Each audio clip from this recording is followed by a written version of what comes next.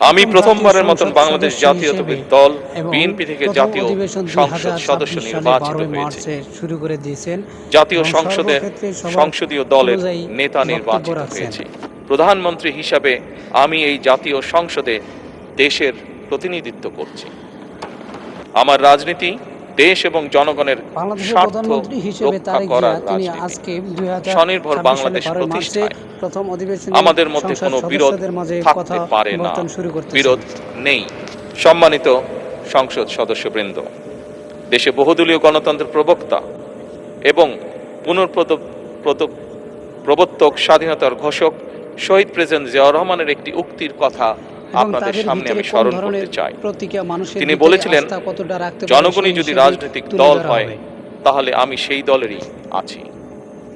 অর্থাৎ ব্যক্তি কিংবা দলের স্বার্থ নয়, জনগণের স্বার্থই সবচাইতে বড়। এটাই বিএনপির রাজনীতি। আমি জনগণের প্রত্যেক ভোটে নাকি তারা সংসদ সদস্য হয়েছেন, তারা দেশের জন্য কাজ করে যাচ্ছেন। আমি প্রথমবারের মতন বাংলাদেশ জাতীয়তাবাদী দল বিএনপি থেকে জাতীয় সংসদ সদস্য নির্বাচিত হয়েছে। জাতীয় সংসদে সংসদীয় দলের নেতা নির্বাচিত হয়েছে।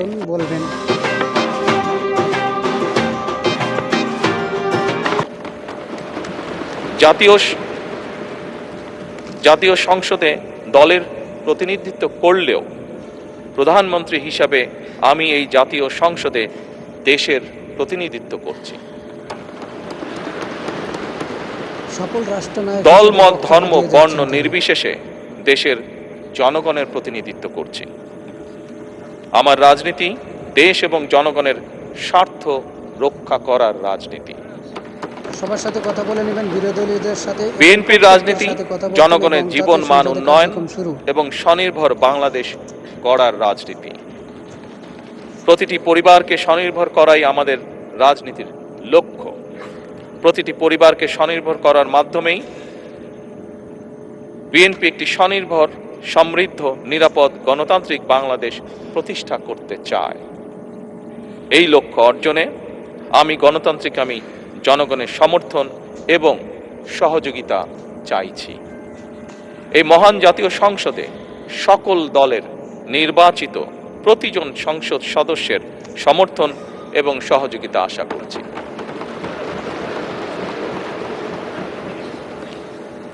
সম্মানিত সংসদ সদস্যবৃন্দ, আমি বিশ্বাস করি আমাদের দল কিংবা মত কিংবা কর্মসূচি ভিন্ন হতে পারে, কিন্তু তাবেদার মুক্ত, ফ্যাসিবাদ মুক্ত একটি স্বাধীন, সার্বভৌম, নিরাপদ, স্বনির্ভর বাংলাদেশ প্রতিষ্ঠায় আমাদের মধ্যে কোনো বিরোধ থাকতে পারে না, বিরোধ নেই।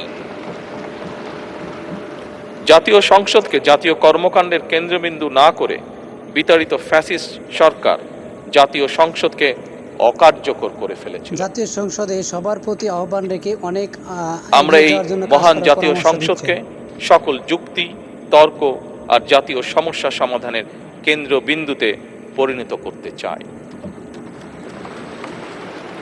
সম্মানিত সদস্যবৃন্দ,